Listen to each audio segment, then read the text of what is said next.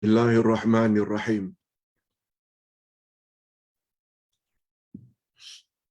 Alhamdulillah nahmaduhu wa nasta'inuhu wa nastaghfiruh. Wa na'udzu billahi min shururi anfusina wa min sayyiati a'malina. May yahdihillahu fala mudilla lahu wa may yudlil fala hadiya lahu.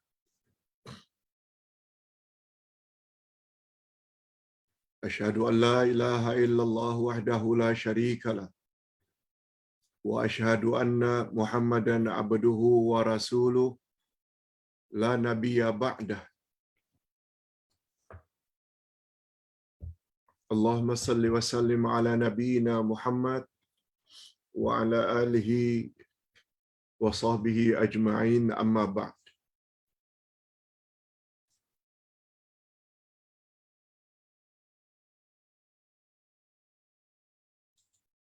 Hadirin dan hadirat serta para pemirsa yang saya hormati, Assalamualaikum warahmatullahi wabarakatuh.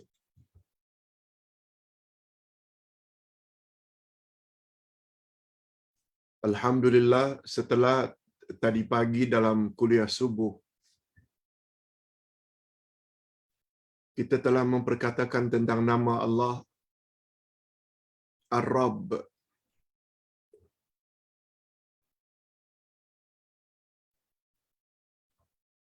Yang disebut oleh Allah lebih dari 900 kali dalam Al-Quran. Menunjukkan betapa hebatnya nama Allah Ar-Rabb.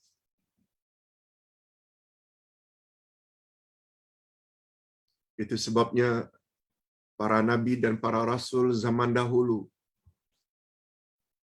bila berdoa memohon kepada Allah selalu menggunakan istilah Rabbi atau Rabbana. Kemudian kita kaitkan pula Rabb dengan tarbiyah, yaitu pendidikan. Itu sebabnya tidak sempurna pendidikan yang kita tujukan atau bimbing anak murid kita, anak-anak cucu cicit kita.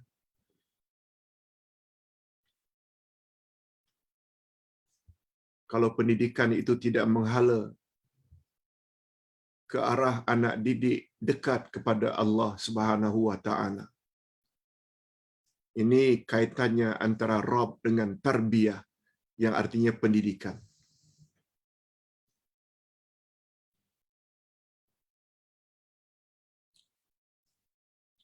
Ustaz sangat gembira andai kata para jemaah sekalian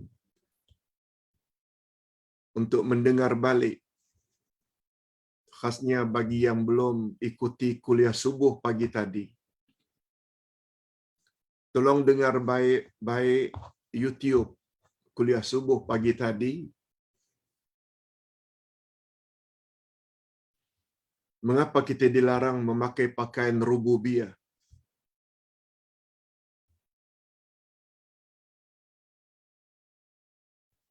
Sebab pakaian yang kita mesti pakai adalah pakaian ubudiyah.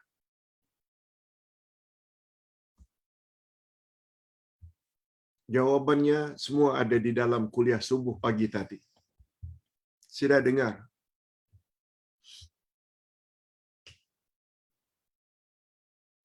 Sebab bila kita tidak memahami makna Rabb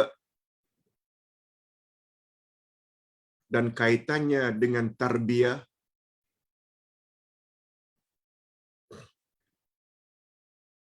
sehingga kita tidak faham apa makna tauhid rububiyah, besar kemungkinan kita akan jadi orang yang sombong, bongkak, angkuh.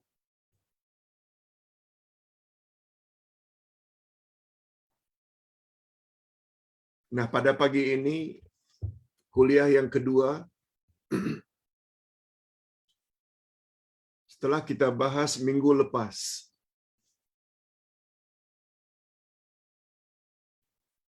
nama Allah yang pertama, yakni lafzul jalalah Allah.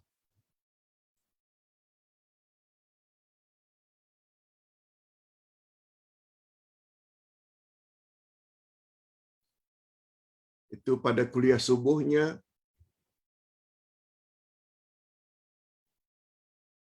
Minggu lalu kuliah kedua kita membahas tentang akidah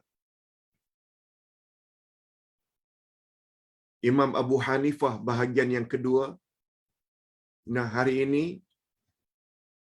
kita akan bahas pula tentang akidah Imam Malik bin Anas.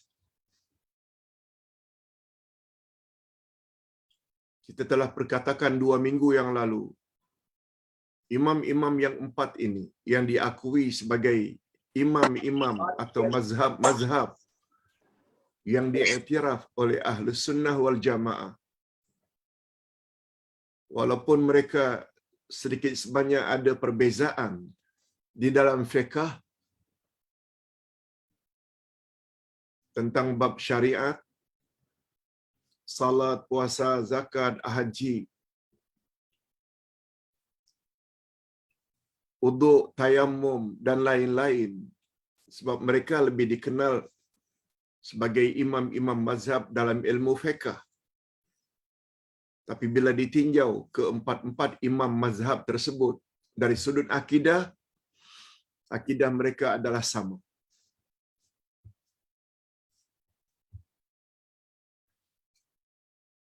Akidah Imam Abu Hanifah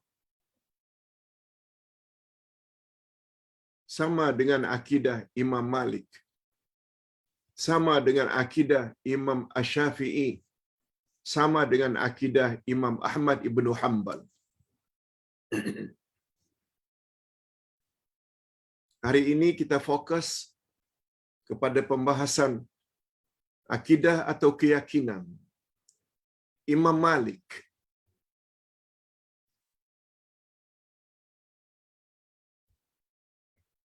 Pertama sekali tentang tauhid.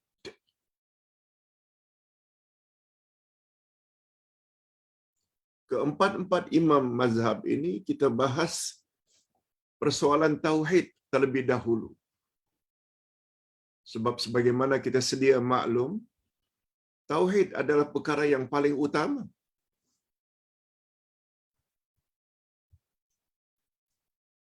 Sebabnya dalam pelajaran akidah atau pelajaran 2 kalimah syahadat, semua agama langit yang dibawa oleh para rasul, syahadat pertama mereka sama. Asyhadu an la ilaha illallah. Semua mereka mentauhidkan Allah. Yang berbeza hanya syahadat yang kedua, yang disebut dengan syahadat amal atau syahadat syariat. Sebab masing-masing umat, mereka mesti ikut cara beramalnya Rasul masing-masing.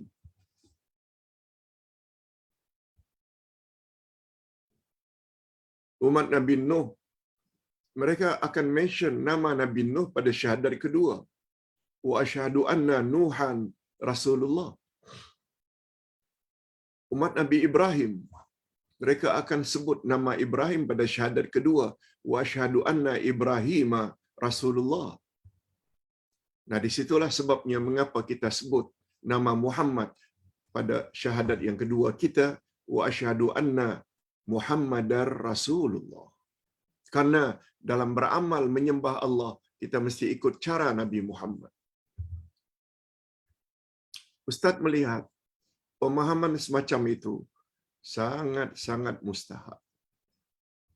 Sebab syarat amal diterima, terutama ibadat, pertama mesti ikhlas lillahi ta'ala, itu tauhid. Yang kedua, cara beribadat pada Allah mesti ikut cara Rasul masing-masing. Bagi kita umat akhir zaman, kita ikut cara Nabi Muhammad sallallahu alaihi wasallam. Jadi berbalik kepada persoalan mengapa keempat-empat imam mazhab itu kita sebut tentang tauhidnya dahulu. Sekarang kita faham.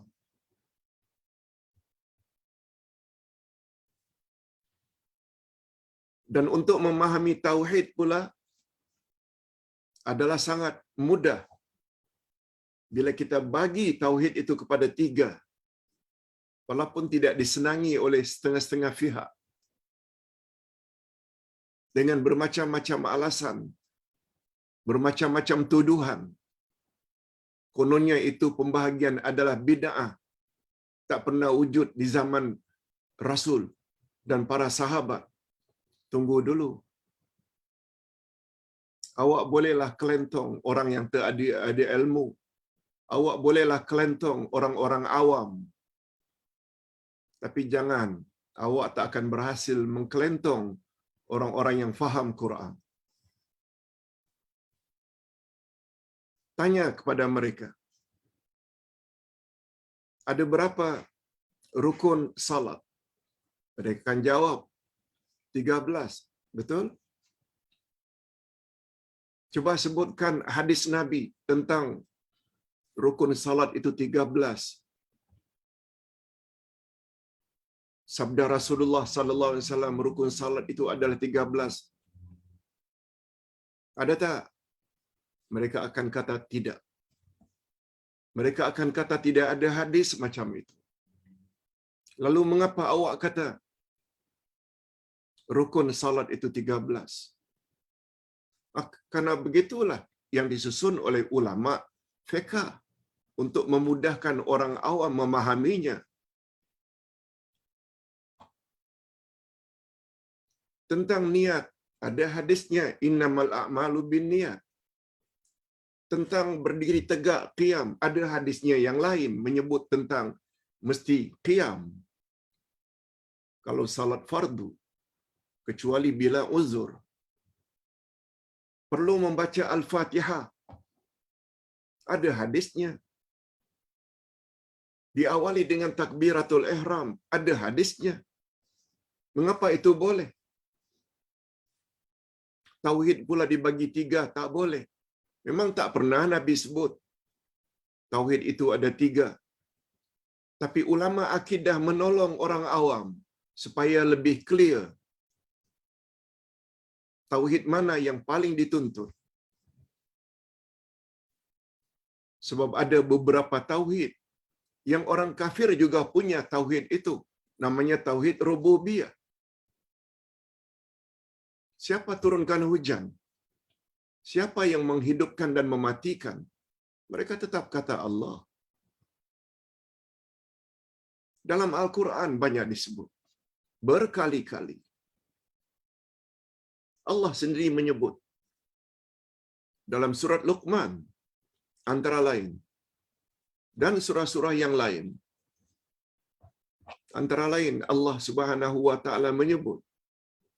A'udzubillahi minasyaitanirrajim. Wala'in sa'altahum man khalaqas samawati wal ard la yaqulunna Allah. Bila kau tanya, hai Muhammad, kepada penyembah berhala, siapa pencipta langit dan bumi? Mereka pasti akan jawab Allah. Nah, mereka pula kelentong. Nah, itu mereka sebut di mulut saja, di hati tidak. Ini semua penyelewengan di dalam tafsir. Orang musyrikin yang berada di Mekah tidak ada sifat pura-pura. Kita kena faham. Munafik ini hipokrit. Lain cakap, lain di hati, itu baru muncul di Madinah. Mereka tidak perlu takut kepada Muhammad sebab mereka ketika di Madinah di pihak yang kuat. Jahil lagi dari segi sejarah. Tak salah jauh-jauh kepada Abu Jahal, Abu Lahab di zaman itu. Orang Cina yang beragama Cina, beragama Buddha. Orang Hindu beragama Hindu. Tanyalah, Sami, Acong, siapakah yang turunkan hujan? Tuan Nala lah. Mereka tak pernah mendakwa patung mereka yang menurunkan hujan. Kita kata mereka itu hipokrit. Belajarlah sedikit sejarah, belajarlah sedikit tadabbur dan tafsir Quran.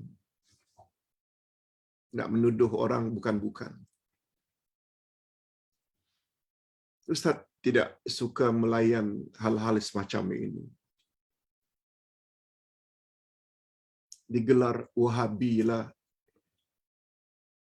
Hadirin dan hadirat, yang Ustaz bawa ini ajaran Salafi. Bagaimana akidah orang pada 3 kurun yang pertama.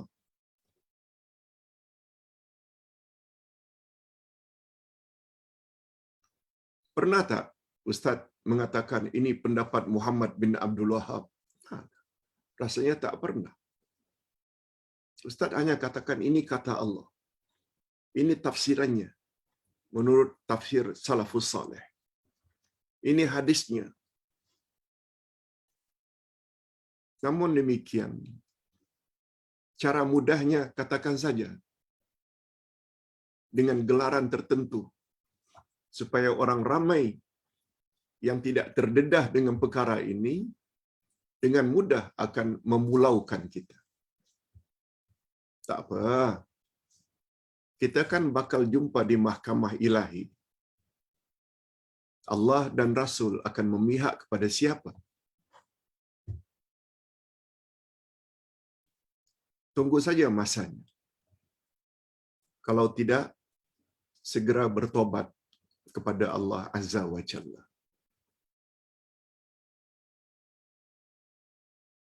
Ikuti saja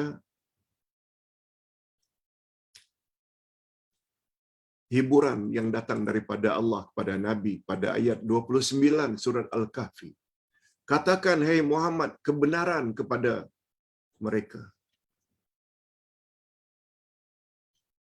Jika mereka mau beriman, silakan beriman. Jika mereka ingin memilih ingkar, menolak, kafir, biarkan mereka kafir. Kami akan humban mereka ke dalam neraka Jahannam nanti akibat keingkaran mereka terhadap kebenaran yang telah kami turunkan. Yang Allah turunkan itu Quran dan Sunnah. Bukan cakap ulama. Baik, hadirin dan hadirat, berbalik kepada persoalan. Jadi Ustaz kira itu cukuplah menjadi jawaban terhadap pertanyaan-pertanyaan yang banyak sekali datang pagi ini. Apa itu Wahabi, Pak Ustaz? Apa itu Tauhid yang 3, Pak Ustaz? Aduh, letih melayan.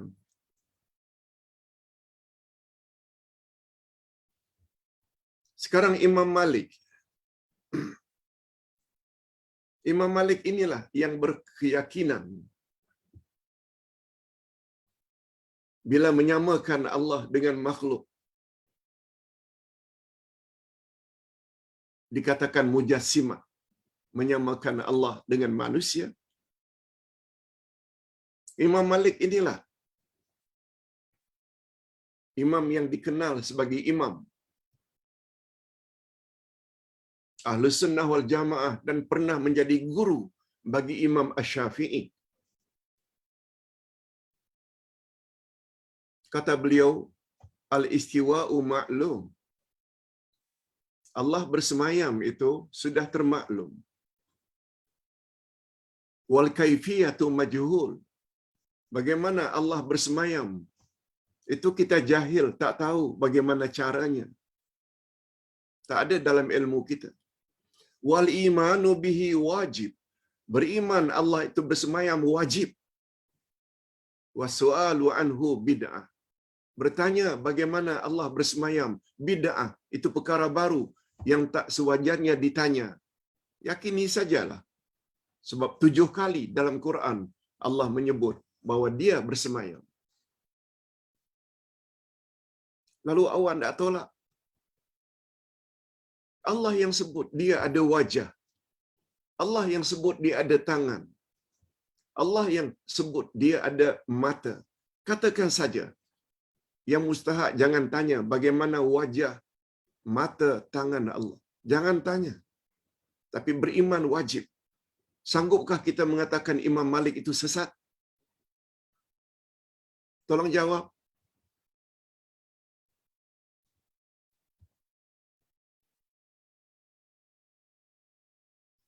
Perlu banyak baca, perlu banyak kaji. Mengaku bermazhab Syafi'i. Bagus. Ustaz pun ikut Imam Asy-Syafi'i. Macam mana tak ikut? Umur 10 tahun saja dah hafal Quran. Umur 12 tahun saja dah hafal kitab Al-Muwatta, karangan gurunya Imam Malik.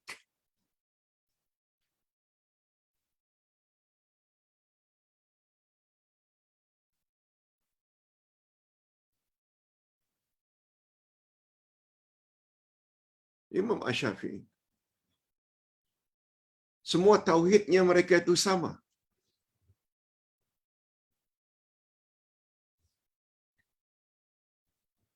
Coba dengar apa kata imam kita, Imam Asy-Syafi'i, tentang gurunya Imam Malik. Imam Syafi'i berkata, Imam Malik ditanya tentang kalam dan tauhid. Kalam dan tauhid. Kalam maksudnya ilmu kalam. Tauhid maknanya ilmu tauhid. Apa kata Imam Asy-Syafi'i sebagai murid Imam Malik? Lalu Imam Malik menjawab, adalah mustahil jika kita menyangka Nabi Muhammad sallallahu alaihi wasallam mengajar umatnya istinja. Macam mana cara hendak membersihkan najis, istinja. Mungkin bahasa kita cebok. Untuk bersihkan daripada buang air besar, buang air kecil. Macam mana cara nak mencucinya? Nabi ada ajar. Ketika Imam Malik ditanya tentang ilmu kalam dengan ilmu tauhid, Imam Malik hanya menjawab, mustahil. Nabi Muhammad sallallahu alaihi wasallam mengajar kita istinja, macam mana cara untuk membersihkan kotoran. Tetapi pada masa yang sama beliau tidak mengajar mereka tauhid. Tauhid ini lebih utama daripada istinja. Ini memberi makna tauhid lebih utama yang diajar oleh Nabi Muhammad sallallahu alaihi wasallam. Sebagaimana kita sama-sama maklum, 12 tahun pertama kerasulan yang Nabi tekankan itu la ilaha illallah. Itu tauhid. Istinja ni kemudian. Dia ada kaitannya dengan kesahihan ibadat. Ibadat pula bermula dengan salat. Salat tak sah kalau tidak istinja. Kalau tidak beruduk. Dan tauhid adalah sebagaimana yang disabdakan oleh Nabi sallallahu alaihi wasallam. Ini dia tauhid. Ini jawaban Imam Malik, guru Imam Asy-Syafi'i. Allah Subhanahu Nabi Muhammad sallallahu alaihi wasallam bersabda, "Umirtu an uqatilan nasa hatta yaqulu la ilaha illallah." Aku diperintahkan supaya membunuh manusia sehingga mereka berkata tidak ada Tuhan yang berhak disembah melainkan Allah. Itu dia tauhid. Hakikat tauhid adalah segala yang dengannya terpelihara harta dan darah. Karena ada tauhid, orang itu tak boleh dibunuh dalam peperangan.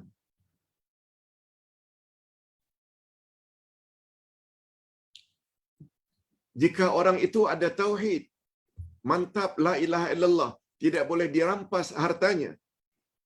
Sebagaimana orang-orang kafir boleh dibunuh dan dirampas hartanya ketika berperang.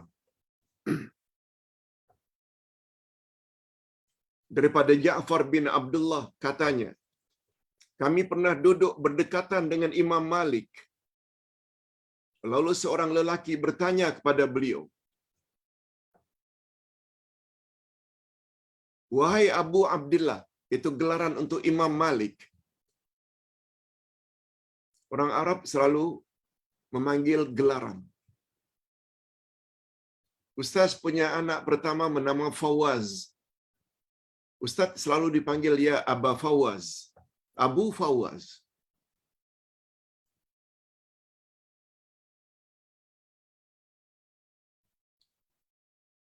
Padahal nama sebenar Ustaz Abdullah bin Yasin. Boleh. Dan orang Arab selalu gunakan istilah seperti itu sebagai penghormatan. Wahai Abu Abdullah, Allah yang Maha Pengasih bersemayam di atas arash. Ini dia. Bagaimana dia, wahai Imam Malik? Bagaimana Allah bersemayam? Imam Malik menjawab. Tentang bagaimana dia bersemayam tidak boleh diakali. Ghairu ma'qul. Kita jahil maknanya. Kalau tanya bagaimana. Dan bersemayamnya bukan sesuatu yang dijahili. Ghairu majhul. Maknanya kita mesti beriman. Beriman kepadanya, yakni Allah bersemayam adalah wajib. Sebab ada 7 kali dalam Quran Allah sebut. Antara lain Ar-Rahmanu 'alal arsy istawa. Allah bersemayam di atas arash. Dan bertanya tentangnya adalah bid'ah. Jangan tanya. Sebab hingga baginda Rasul wafat, tak seorang pun sahabat yang bertanya. Ini yang Ustaz sebutkan tadi. Apakah kita akan mendakwa, oh, Imam Syafi'i telah samakan Allah dengan makhluk, mujassimah. Sebagaimana kita yang punya keyakinan yang sama, selalu dituduh. Kononnya kita mujassimah, mendakwa Tuhan ada jisim, menyamakan Allah dengan makhluk.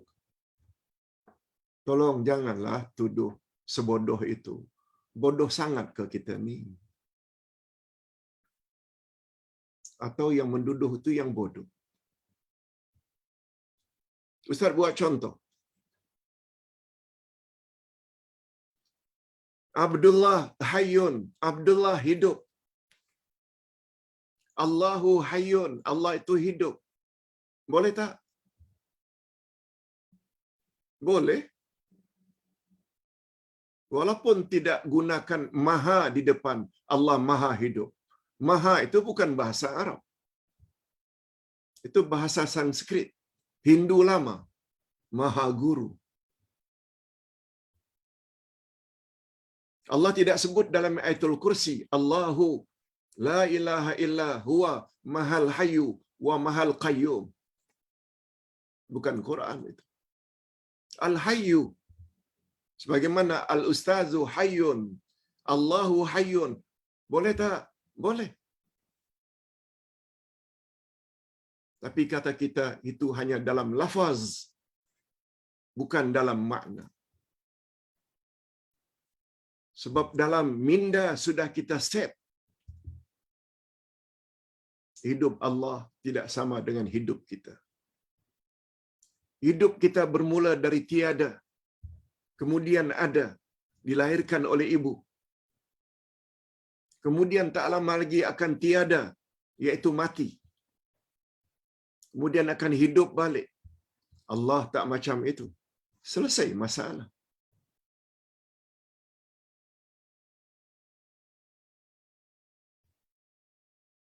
Mengapa dalam hal Allah punya wajah, Allah punya tangan, Allah punya mata, Allah bersemayam di atas arash, Allah turun ke langit dunia pada sepertiga akhir malam, kita tidak bawa prinsip yang sama?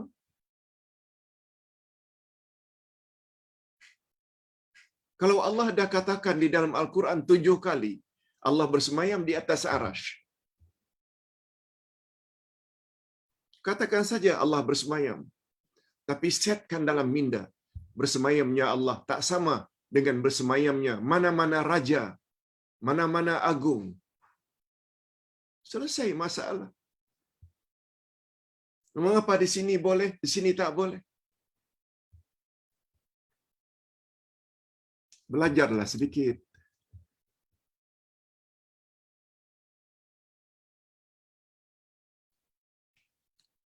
Al-ustazu alimun. Ustaz orang alim, orang yang ada ilmu. Boleh tak disebut Allahu alimun? Allah mengetahui. Ustaz mengetahui. Tapi kita dah set dalam minda. Pengetahuan ustaz terbatas. Yang dulu dan yang sekarang saja. Future, walau seminit ke depan kita tak tahu. Malah banyak sungguh dulu-dulu yang kita dah tahu, kita dah lupa. Itu kita. Tapi Allah alimnya, tahu yang dulu, tahu yang sekarang, tahu yang akan datang. Selesai masalah. Mengapa tak katakan saja Allah memang punya sifat-sifat itu? Cuma sifatnya, maknanya tak sama dengan sifat yang ada pada manusia, walaupun lafaznya sama. Mengapa di sini lain, di sini lain?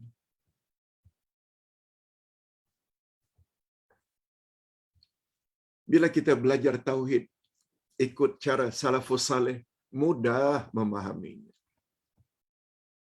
Yang berbelit-belit ini, jangan artikan gitu, kita mesti robah kepada ini, maknanya ini, maknanya ini, maknanya ini. Itu yang namanya ilmu kalam. Banyak cakap. Dan ilmu kalam, rujukannya adalah akal. Ini bezanya tauhid dengan ilmu kalam. Bercakap tentang Allah, terlalu banyak gunakan akal.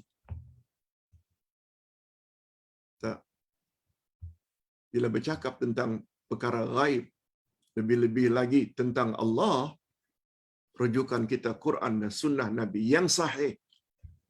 Jangankan akal, hadis Nabi yang dhaif pun tak boleh dijadikan rujukan.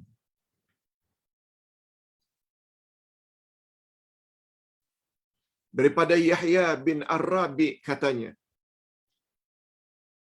aku pernah duduk bersama Imam Malik. Lalu beliau ditanya oleh seorang laki-laki, wahai Aba Abdillah, sama, panggil gelaran, Abu Abdillah. Abu, Abi, Aba, itu sama saja maknanya. Cuma dalam panggilan dia ada cara-cara tersendiri. Tapi maknanya sama. Apa pertanyaan seorang sahabat kepada Imam Malik? Apakah pandangan Tuan tentang orang yang mengatakan bahawa Al-Quran itu makhluk? Imam Malik menjawab, dia adalah zindik. Zindik maknanya kafir. Dan bunuhlah dia. Mengapa boleh dibunuh? Karena la ilaha illallahnya dah rosak. Zindik ini dengan makna kafir.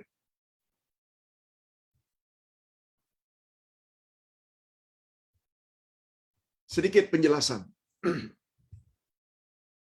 Hadirin dan hadirat, izinkan Ustaz menjelaskan setiap poin dengan lebih detail ya. Kita tidak perlu kejar banyaknya halaman sangat. Sebab bagi Ustaz kepahaman itu yang mustahak. Jadi kalau begitu kita nak sebut macam mana Pak Ustaz tentang Al-Quran? Jawabnya, Quran bukan makhluk. Itu sebabnya kata Imam Malik, siapa yang mengatakan Quran itu makhluk, dia adalah zindik, kafir. Bunuhlah dia. Seorang imam memberi fatwa berdasarkan ilmunya yang faham Quran dan sunnah Nabi. Lebih-lebih lagi Imam Malik, beliau dipanggil juga dengan Imam Kota Rasul, Imam Madinah. Beliau tinggal di Madinah. Hormatnya pada Rasul luar biasa. Dikisahkan bahwa Imam Malik berjalan di kota Madinah tanpa selipar, tanpa kasut. Orang tanya, wah Imam Malik, mengapa Tuan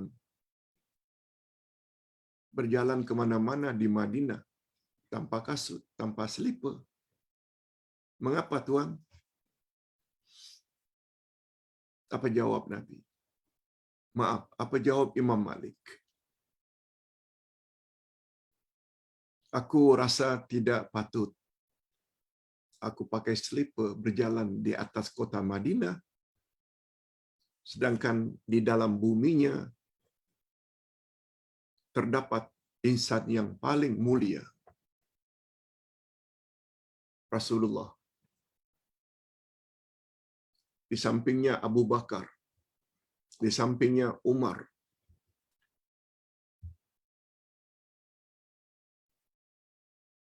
Aku rasa tak wajar, tak patut, tak hormat. Itu cara beliau menghormati Rasulullah sampai ke tahap itu.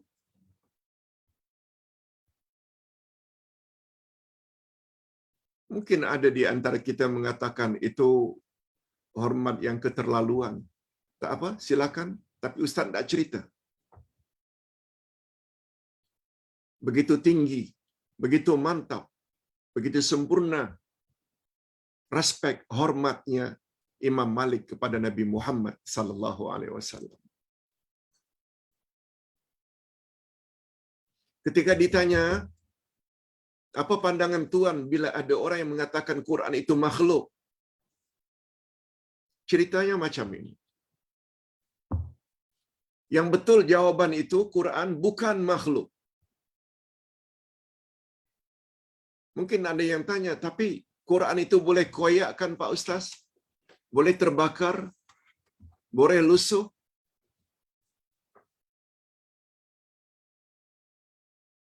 Betul? Itu kertasnya.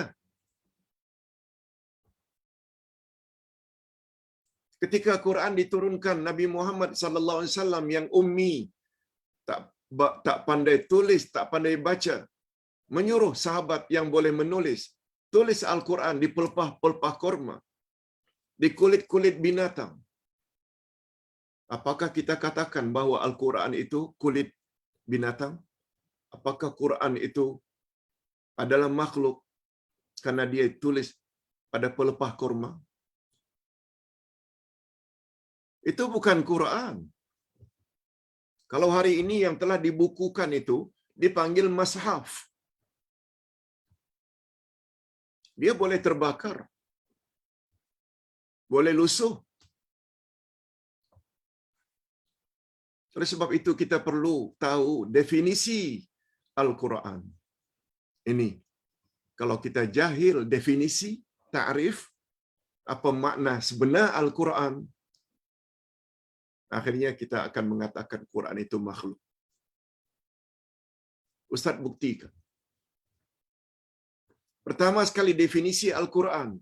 Al-Quran adalah wahyu yang Allah turunkan kepada Rasul terakhir bernama Muhammad melalui malaikat Jibril dalam bahasa Arab yang dijamin tidak boleh dipalsukan hingga kiamat. Itu dia Quran. Quran itu wahyu.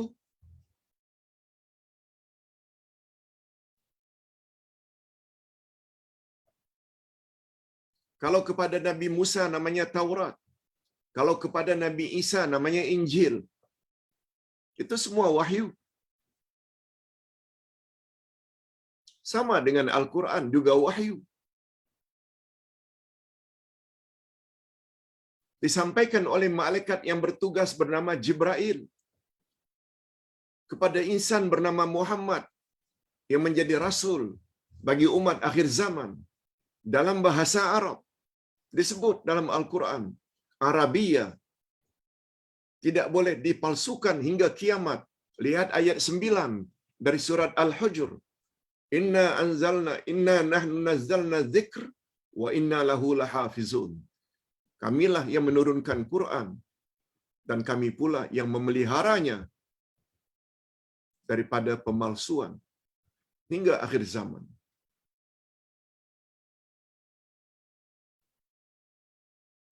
Itu yang Al-Quran, bukan kertas ini.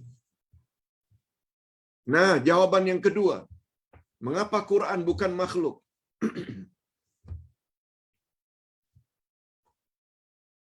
Hadirin dan hadirat, Al-Quran adalah kalamullah. Perkataan Allah. Ucapan Allah. Diambil dari nama Allah Mutakallim. Allah Maha berkata-kata. Lalu sifat yang ada di dalam Mutakallim adalah kalam.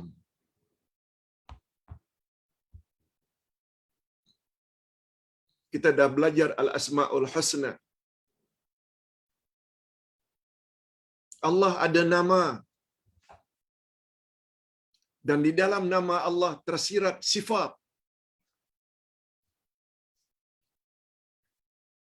Mustahil Allah mempunyai nama lalu tidak membawa sifat yang ada di dalam nama tersebut. Allahu Hayyun. Hayyun itu nama. Tersirat di dalam Hayyun sifat Allah hayat. Hayat itu sifat.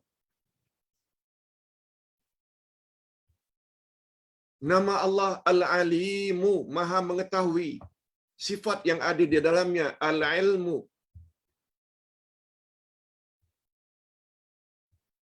Allah punya nama Al-Basiru, Maha melihat. Di dalamnya ada sifat Al-Basar.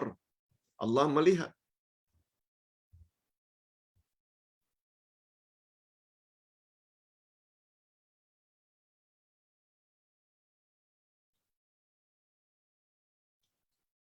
Timbul pertanyaan, apakah sifat Allah itu makhluk atau bukan makhluk?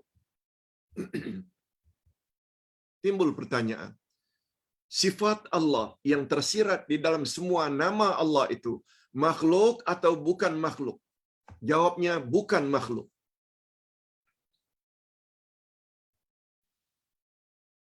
Walaupun Allah punya sifat hayat, hidup.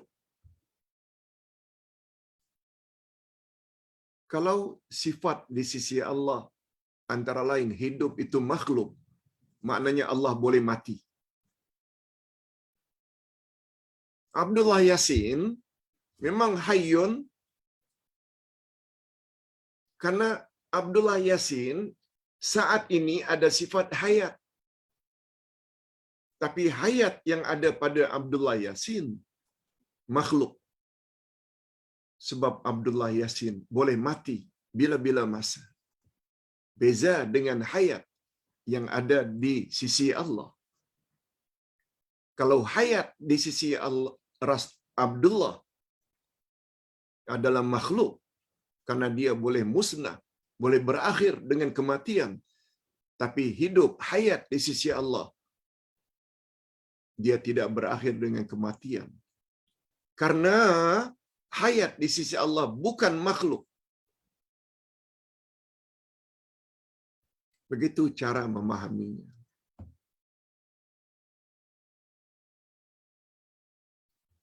Allahu alimun. Allah itu maha mengetahui. Al-ustazu alimun. Ustaz juga mengetahui. Ada ilmu. Tak salah. Allahu alimun. Al-ustazu alimun. Boleh. Tapi kita dah set dalam minda. Persamaan itu hanya dalam sebutan atau lafaz. Berbeza dalam makna. Betul, Ustaz ada tahu, sekarang tahu, tapi tak tahu apa yang akan berlaku. Bila Ustaz akan mati? Di mana Ustaz akan dikuburkan? Tapi Allah tahunya yang dulu, yang sekarang, yang akan datang, clear, sedikit pun tak tersembunyi. Itu sebab al-ilmu di sisi Allah bukan makhluk. Sebab makhluk boleh musnah. Kalau kita kan al-ilmu di sisi Allah itu adalah makhluk, maknanya Allah boleh lupa. Na'udzubillah min dzalik. Subhanallah, maha suci Allah daripada lupa. Allahu qawiyun, Allah itu maha kuat.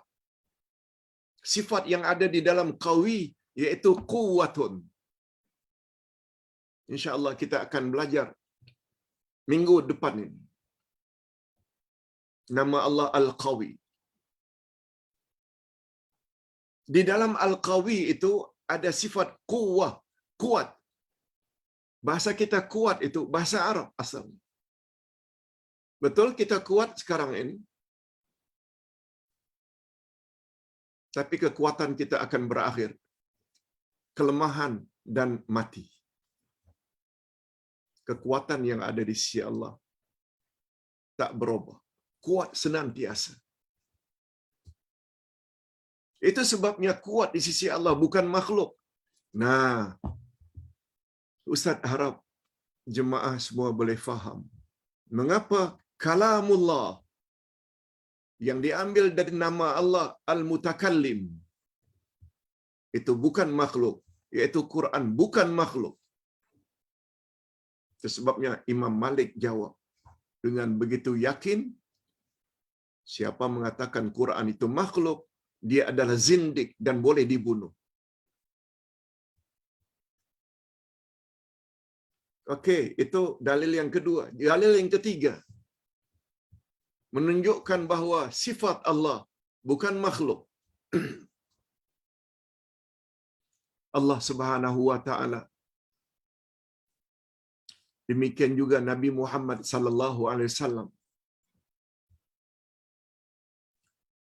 menyuruh kita membaca doa-doa tertentu supaya terhindar daripada kejahatan makhluk yang jahat. Ustaz buat contoh. Kata Nabi, bila kamu geron takut, pergi satu-satu kawasan, masuk hutan umpamanya, berenang umpamanya di lautan atau di tepi pantai, berkemah di hutan, jangan lupa baca a'udzu bikalimatillahi tammati min syarri ma khalaq. Atau pergi ke suatu negeri, tidur di hotel atau tidur di rumah kenalan sebagai orang baru, jangan lupa baca doa ini. A'udzu bikalimatillahi tammati min syarri ma khalaq. Aku berlindung dengan kalimat-kalimat Allah yang maha sempurna dari kejahatan makhluk-makhluk yang jahat. InsyaAllah kamu akan dilindungi. Nah, sekarang kita tidak menyebut a'udzubillah, tapi kita menyebut sifat Allah, kalimat. A'udzu bikalimatillah. Kalimat itu, kalimat Allah itu bukan makhluk. Sebab bila makhluk, itu bermakna kita mohon dilindungi bukan kepada Allah. Walaupun kita tidak sebut a'udzubillah, tapi menggunakan a'udzu bikalimatillah, menunjukkan kalimatillah itu bukan makhluk. Bila minta kepada makhluk, hukumnya syirik. Itu sebabnya kata Nabi ketika ditanya oleh Osman yang baru memeluk Islam,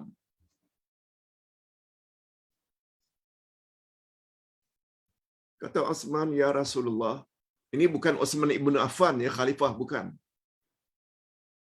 Setelah saya memeluk Islam, badan saya jadi letih-letih, sakit, di sendi, ngilu. Setelah saya memeluk Islam, apa patut saya baca ya Rasulullah?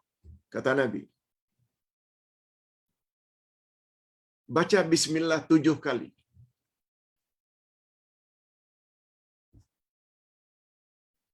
Bismillah, bismillah, bismillah 7 kali. Kemudian diikuti 3 kali ucapan ini. A'udzu bi'izzatillahi wa qudratihi min syarri ma ajidu wa uhadzir. Aku berlindung dengan kegagahan dan keperkasaan Allah. Bi'izzatillah. Izzah adalah sifat dari nama Allah Al-Aziz. Maha mulia, maha perkasa. Dan izzah itu adalah sifat Allah. Mengapa Nabi bolehkan supaya memohon dengan menyebut sifat Allah? Menunjukkan sifat Allah itu bukan makhluk.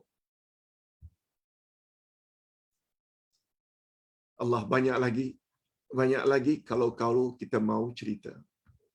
Cuma doa tadi ada beberapa versi. Ada pula versi lain, cukup baca bismillah 3 kali dan baca a'udzu bi'izzatillah 7 kali. Dua-dua boleh. Sama-sama sahih. Masya Allah. Bila kita nak bahas bab akidah, luas. Ini baru bab tauhid. Belum lagi nanti tentang iman. Oleh sebab itu, andai kata selama ini kita anggap Quran itu makhluk, ternyata salah. Yang betul itu dia bukan makhluk. Dengan penjelasan tadi. Tak perlu Ustaz ulang. Andai kata masih belum faham, ulang balik. Dengar YouTube. Itu gunanya kita buat tim. Tolong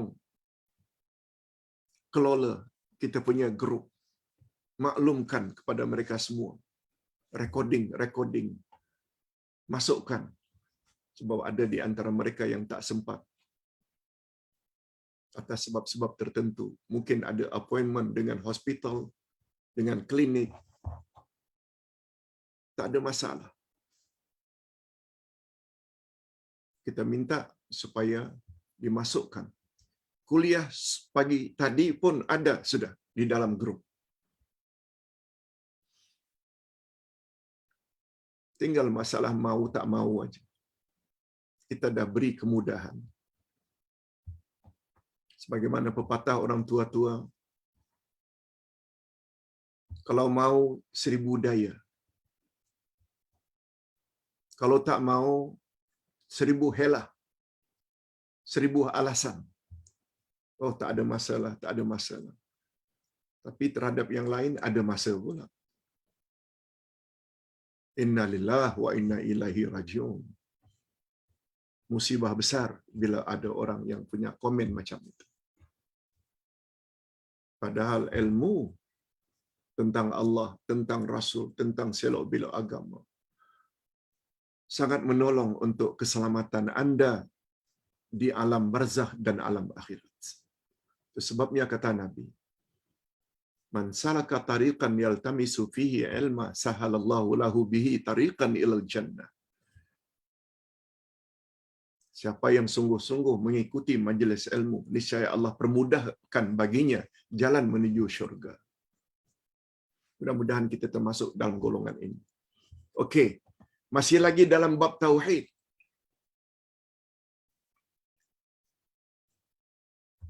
Daripada Abdullah bin Nafi' katanya. Ini sahabat yang lain lagi. Apa komen beliau? Telah berkata Imam Malik, Allah adalah di langit dan ilmunya pada semua tempat. Bercanggah lagi. Orang awam mengapa jawab Allah di mana-mana? Imam Malik kata Allah di langit. Kita yang mengatakan Allah di langit dituduh Wahabi. Kalaulah kita dikatakan sesat,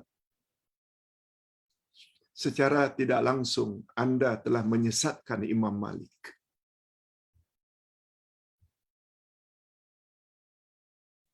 Rajin-rajinlah membaca. Jangan dengar satu guru saja. Dengarlah guru lain yang besar kemungkinan dalil mereka lebih kuat. Ada dalil. Sebagaimana Uday mengajar, belum ditanya lagi. Dalil Ustaz sebut dahulu. Sementara setengah-setengah guru bila ditanya, jangan tanya dalil. Kamu tak percaya aku ke? Na'udzubillahi min dzalik. Imam Malik mengatakan Allah di langit. Kita dah sebut dah. Kaedah atau prinsip yang selamat dalam mempelajari nama Allah. Ada 3. Masih ingat? Kalau kita berpegang teguh dengan yang 3 prinsip ini, selamat kita dalam bab mempelajari nama-nama Allah. Yang pertama, Allah Maha Ghaib. Yang kedua, yang paling tahu tentang diri Allah, apa namanya, apa sifatnya, adalah Allah itu sendiri. Yang punya diri. Prinsip yang ketiga, insan yang paling tahu tentang Allah adalah Rasulullah, sebab beliau dapat wahyu.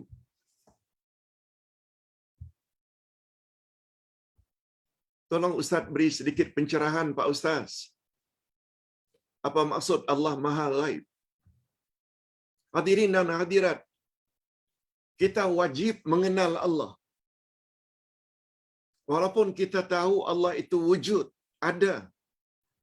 Tapi kita tak nampak dia di dunia ini. Allah ada sifat. Macam mana kita nak mensifati Allah? Tak boleh. Sebab dia tak nampak. Lain, kalau kita dapat lihat, kita boleh tak membezakan antara monyet dengan gajah? Dapat. Karena kita lihat. Itu gajah. Itu monyet. Kaki gajah macam itu. Kaki monyet macam ini. Gajah ada belalai. Dan ada gadig. Monyet tak ada. Hanya ada ekor. Kemampuan kita membezakan antara gajah dengan monyet. Karena kita boleh lihat.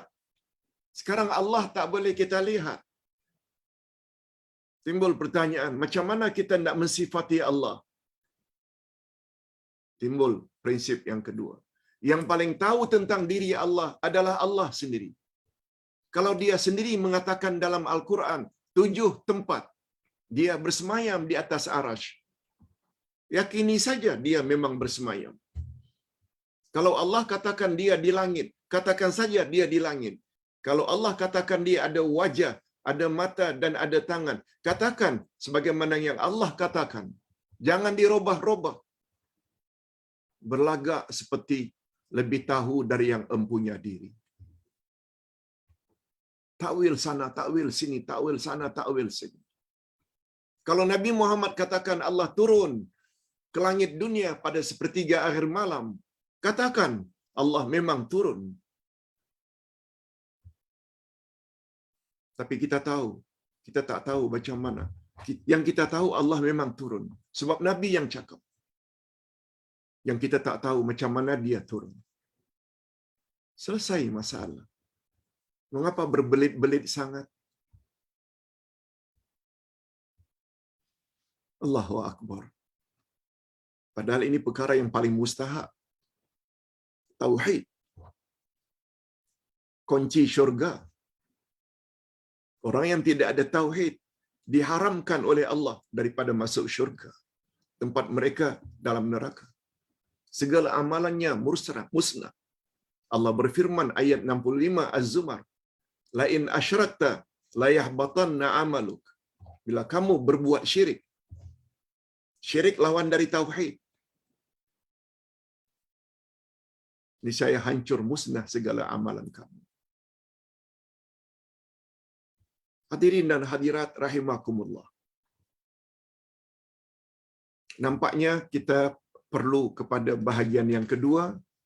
InsyaAllah kita akan selesaikan tentang pandangan Imam Malik tentang iman, pandangan Imam Malik tentang sahabat-sahabat Nabi, dan pandangan Imam Malik tentang ilmu kalam, iaitu ilmu yang banyak gunakan akal bila bercakap tentang Allah, tentang perkara-perkara ghaib.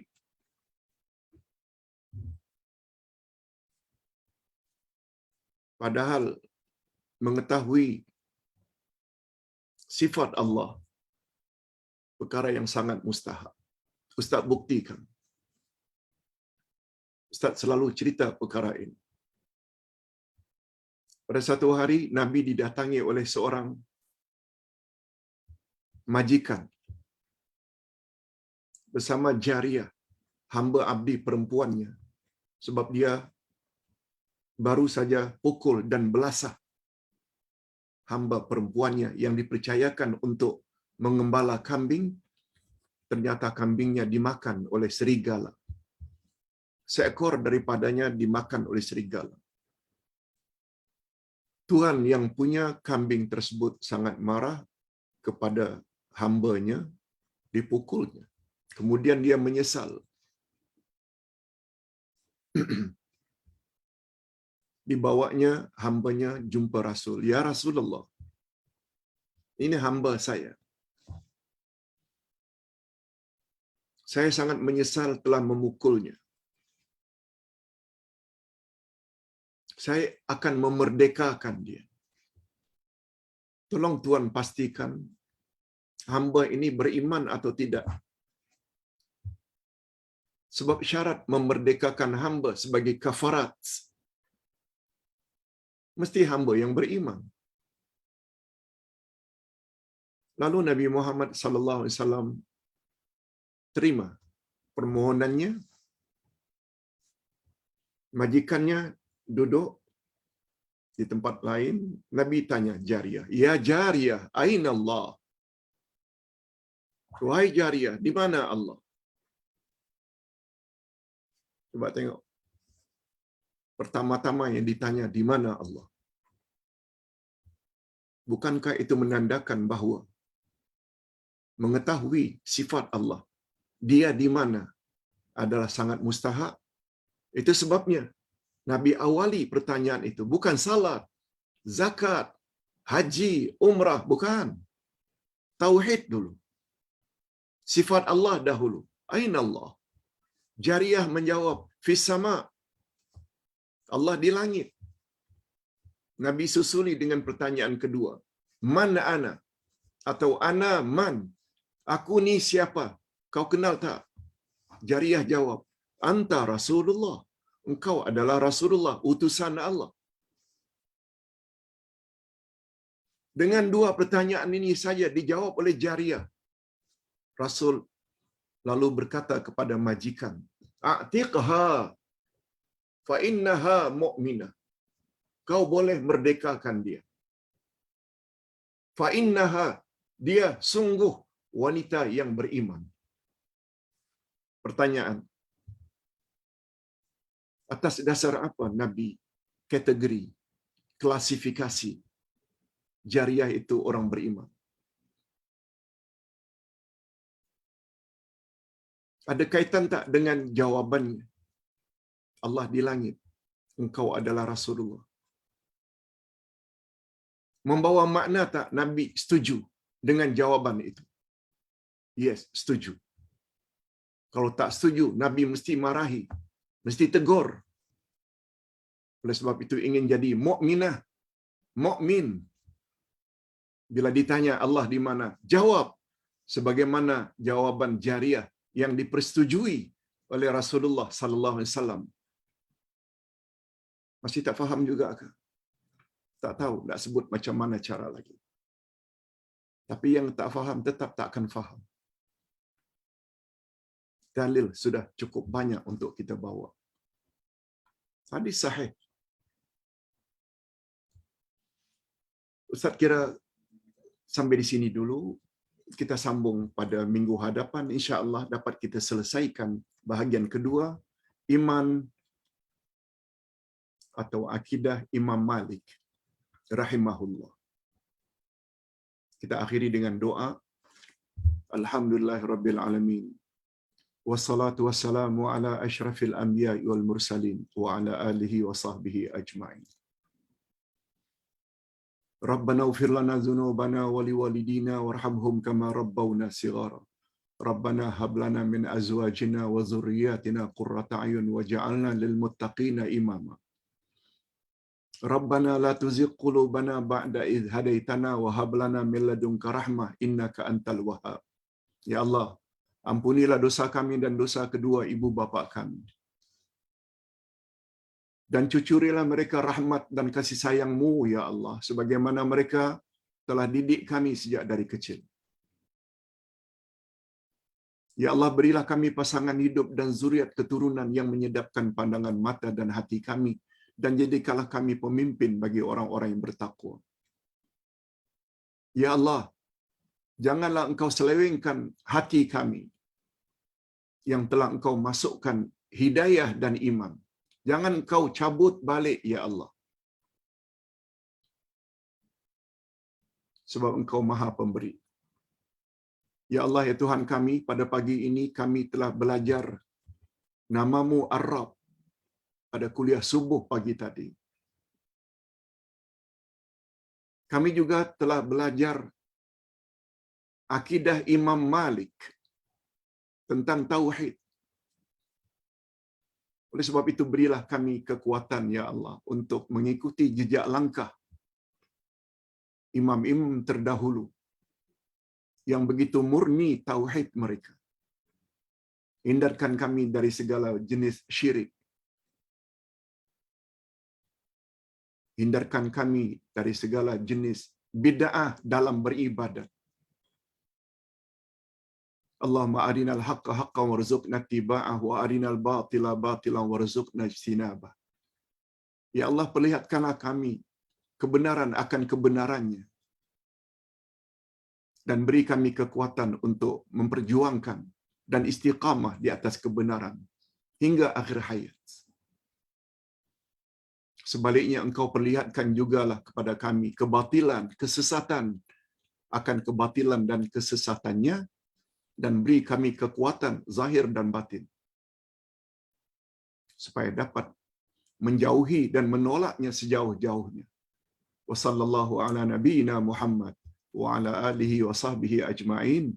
Subhana rabbika rabbil izzati amma yasifun. Wa salamun alal mursalin. Walhamdulillahi rabbil alamin. Subhanakallahumma wa bihamdik. Ashhadu an la ilaha illa anta. Astaghfiruka wa atubu ilaik. Wassalamualaikum warahmatullahi wabarakatuh.